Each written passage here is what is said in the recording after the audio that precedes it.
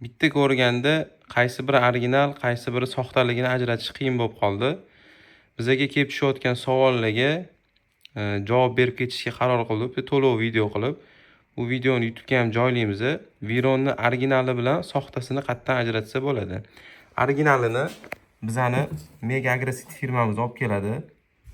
O'zbekistonga import qiladi. Xo'p, ko'rinishi ikkalasiniki bir xil. Qopqoqlari, idishi, nakleykasi, hamma narsasi bir xil. Endi originaldan boshlaydi. Originali yoziga farqlashi 4 ta turi bor.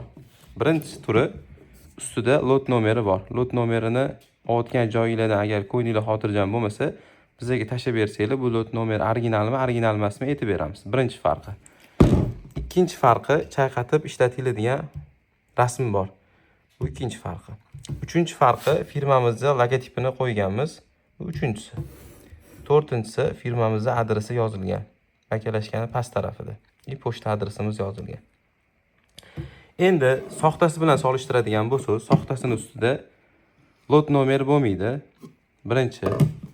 Ikkinchisi chayqatib ishlatiladigan rasm bo'lmaydi. Firmaning logotipi bo'lmaydi. Uchinchisi import qilayotgan firmaning nomi bo'lmaydi. O'shanga ehtiyot bo'lasizlar. Ko'rinishidan ikkalasi ham originalga o'xshaydi, lekin bunisi soxta bo'ladi, bunisi original bo'ladi.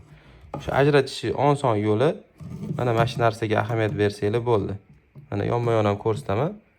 Chayqatib ishlatiladigan rasm bor, bunda yo'q. Mana bunda logotip bor, bunda yo'q. Bundoq o'girganda mana bunda Mega Agrosit firmaning nomi bor teg tarafda.